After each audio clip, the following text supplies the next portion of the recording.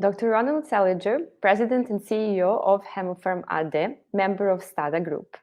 Since 2012, Dr. Ronald is the CEO of Hemopharm Group, the leader both in the Serbian and regional pharmaceutical market, the largest Serbian exporter of medicinal products, and one of the top 10 exporters in Serbia in general. Currently, Dr. Seeliger is also a member of the executive board of the German-Serbian Business Chamber and the second vice president of the American Chamber in Serbia. Welcome, Ronald. Hello, it's a pleasure to be here. Thank you very much for this. Very happy to see you. Looking forward to your presentation.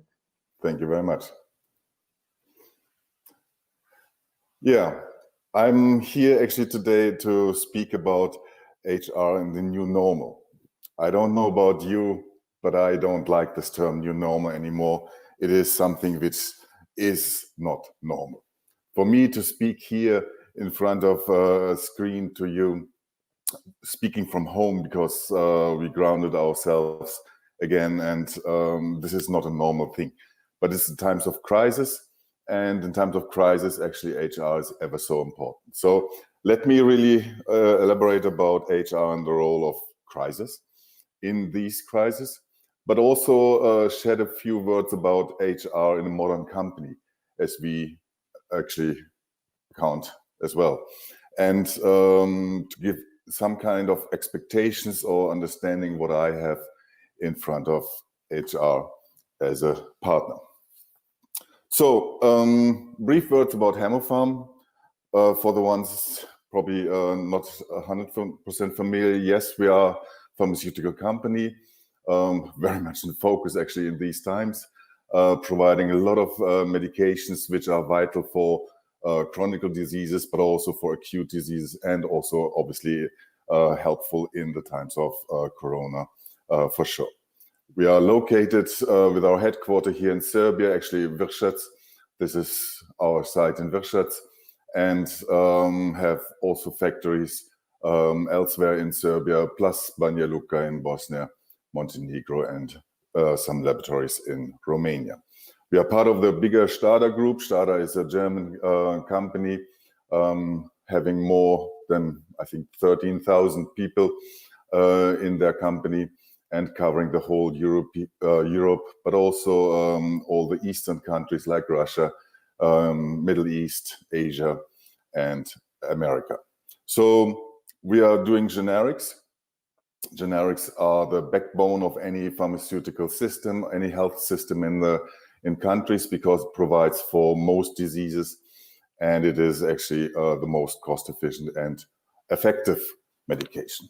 So why is a company like Hemopharm taking HR in a serious manner?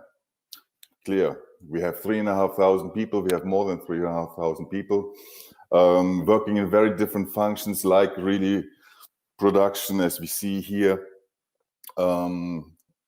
sales, commercial stuff, and also a lot of support functions. All these people need to work together, and even more in times of crisis. I guess everyone remembers when mid of March things got more shaky, and we were all switching into emergency mode. This was actually, I mean, not to forget about this is terrible times, but actually this was a time when you probably also find yourself in your own company very much united and very much focused to stay healthy and to keep the company afloat. This is also what happened in Hemopharm. We had great efforts to secure our production, because for us it's vital for this to continue. Actually, it's for the people it is vital.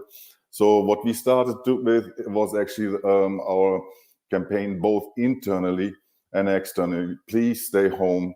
We will work for you. We will provide the medication.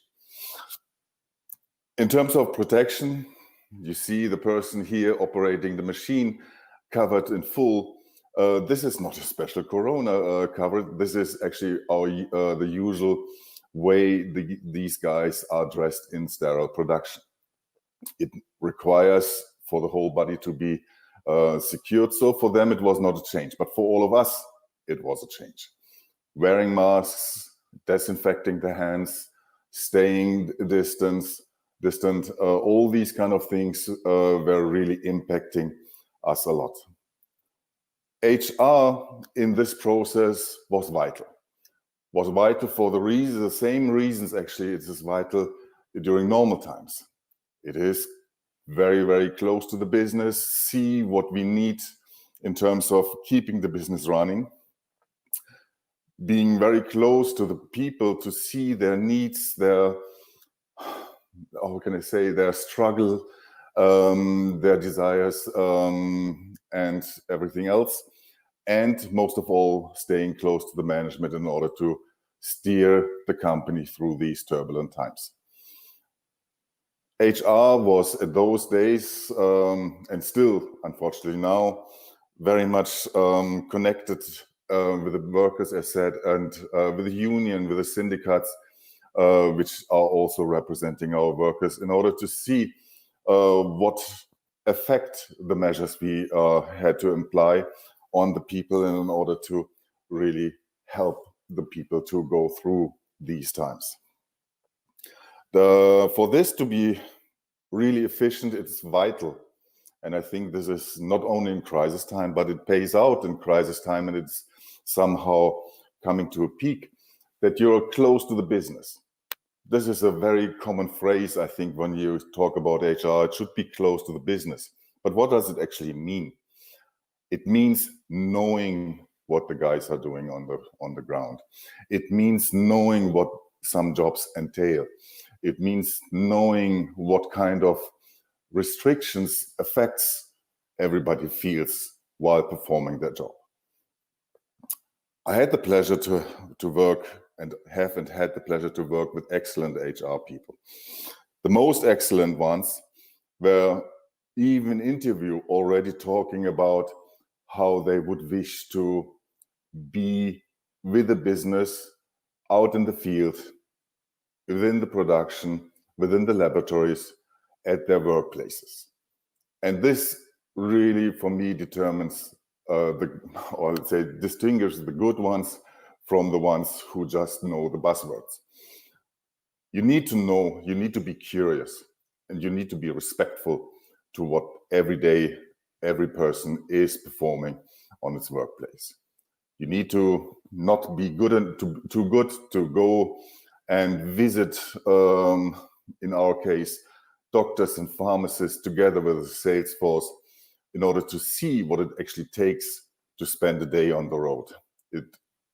You shouldn't be too good in order to go with the people in the production for a day. It's a very, very hard job. It's a very regulated and defined job they have to perform. Everything is defined basically in order to comply with the GMP regulations, and this puts a big stress on the people. So additional stress will distract them, will make them make mistakes.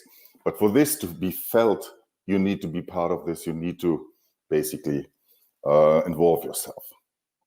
And this is actually what I believe, as I said, was crucial for sustaining and still sustaining these times, that everyone has a respect for each other, that everyone is reaching out. HR is vital in this as a link between the functions. It is that all are in the same boat, that's for sure. But somehow we need someone to, how can I say, to help us to take care about each other. Because we are focused on our own profession. Our head of productions needs to keep the production afloat. Our head of commercials needs to keep the sales afloat. How does he do this? How do these guys do this? Obviously with their people. But HR adds this extra thing for them to really know what's going on, to support them in this, to help them perform this agility, which also Alisa was mentioning just now in the introduction. But agility is only applicable if you know what limitations there are, if you know what objectives you have to accomplish. And this is something which HR teaches us very well. The HR was again vital in this process because we chose not only to sustain this situation. Actually, as I remember, we had like 2 weeks in the very beginning. We had every day these crisis meetings, but then everything was set up, everything was organized in the way. So let's say the first crucial and very nervous wave was over. And what then to do? Everybody was staying, or most of the people were staying home. Just the very business critical, machine related, production related positions needed to come, and the others stayed home actually to save these guys. And in this time, we decided to again foster our culture into a more commercial and business-oriented culture. Strange timing, isn't it? Somehow you're in the middle of a crisis, and then you start to deep dive even further into things. But it actually turned out to be a super thing, because people have natural interest to keep their company successful, to take care about not only their jobs, in our case, actually about everyone, the neighbors, the family, because we are producing the goods which keeps them healthy, which keeps them alive, and which helps them to sustain this in a preventive manner, but also in terms of really being effective. So participation was great, but again, this was a mixture where management, for sure, as leaders, but HR was very much participating to direct our initiative in the right manner, to help us to fine-tune the dosage of cultural change which we wanted to apply in this, and to help also the management to identify their key people and how to involve them, how to praise them also for things. And this is very much what you guys do actually anyway.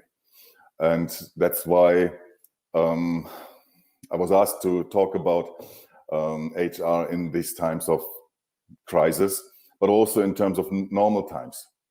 Is it that much different? Actually, it's not. It's human resources. In terms of crisis, I think it's more about being human, reaching out, communicating. You can't communicate enough in these times. I think everybody experienced this.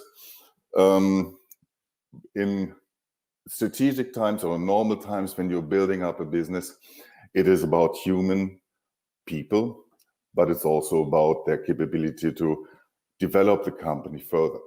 And this is then in these normal times the key of HR. The value add of HR to the company operation is huge. Let me give you just one example where I was asking actually about the value which was added, and reaction was strange. I'm coming from predominantly from a finance engineering background, and sometimes, obviously, I'm not coming from service. So when I came into the company, it took me a while to adapt, to understand the culture, understand the system as such. And then after 2-3 years, I said, okay, fine. I understand that we are completely capable of 100% perform a quality process.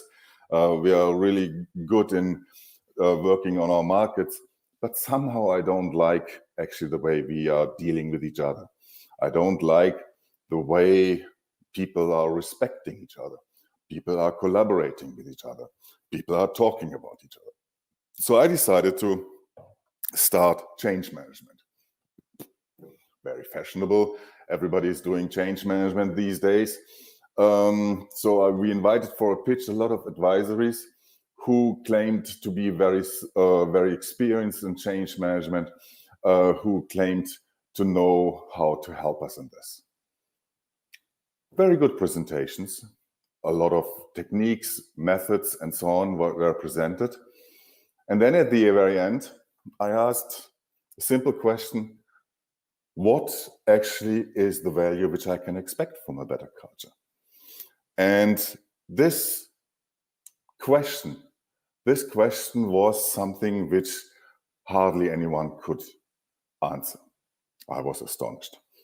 I mean, for me, it was not an issue at all to see how this would benefit the company, but I would have expected for this quite normal question to be answered flawlessly. Whatever we do in a company needs to be backed up by a business case. Whatever we do in our business is assessed. So why not change management as well? This is something where HR at those days was at a level which were not really 100% able to support. These days, I'm proud to say that we have actually a very different approach on this, and we are running a lot of initiatives, and we can measure the effects, and this is super. Maybe just come back briefly also to these non-normal times, because as said, we are working all to make the company profitable. It would not be right to deny this, but we're also working with the people, and these not normal times put a lot of pressure on everyone in terms of the soul of, I mean, how we are feeling actually. What we did actually even before, we had an initiative by our Hammer Farm Foundation to help people to deal with psychological things, psychological issues, problems, and just to raise this issue as being a very important one.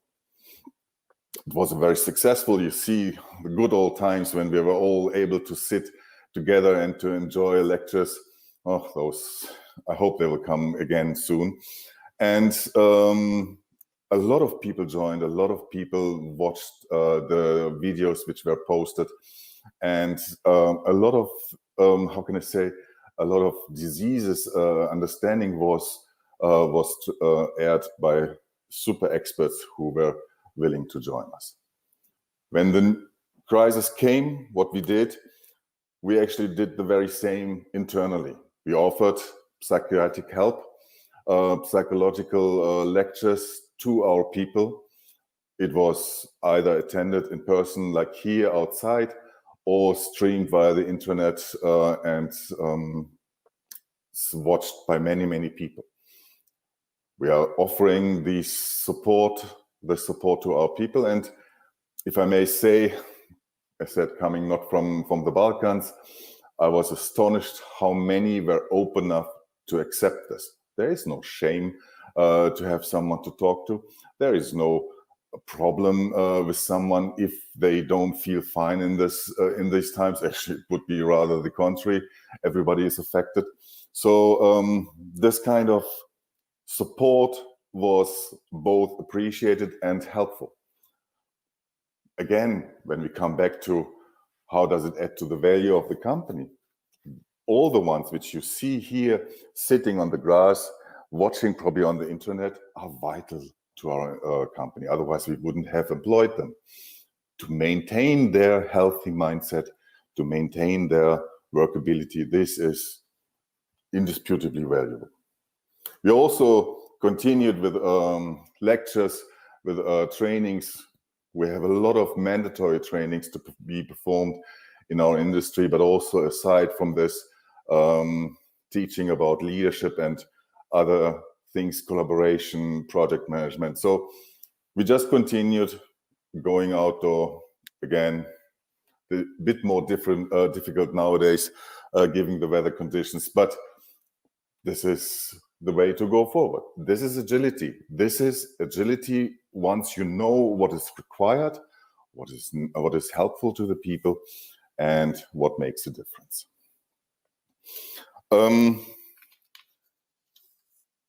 Hemopharm has a core leadership team of which HR is part of.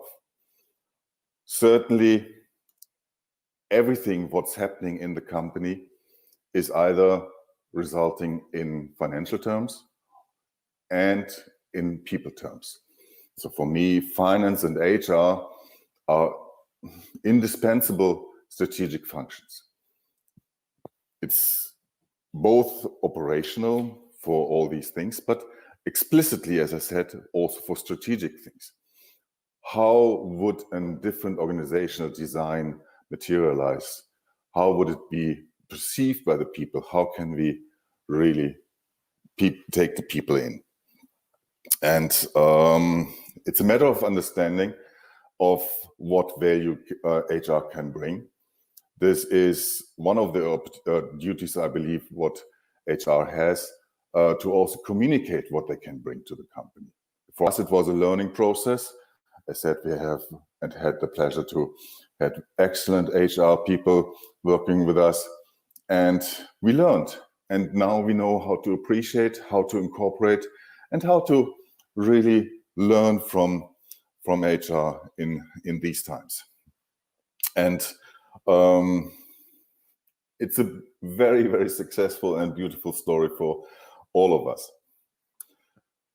The HR function is something which turned very much from just shifting the personal documentations to developing talents, to make sure that everyone has a sense of purpose, to know how to support the management in the right way.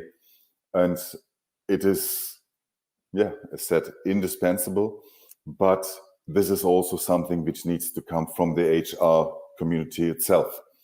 You need to understand that you are not HR and we are the business. We are all one. There is no we and them. It is all us. And in this regards, I'm very happy to be managing a company, to have a very, very strong leadership team for all the business functions, who have a most appreciated person who is running our HR. And this is the way to go. And frankly, we and other companies have the pleasure to do so. So let me conclude here on this. I was about to speak about HR in these strange times and in normal times. Doesn't differ too much. Emphasis on human is more higher in crisis times than in normal times. But bottom line, you have to be a partner to the business. You have to know the business for this. You have to be a strategic partner to us as management. But you have to, as outmost, you have to be close to the people and help us to develop them. Whatever happens in the company is about people. It's not our asset. A company is a compilation of people in a system, in a social system.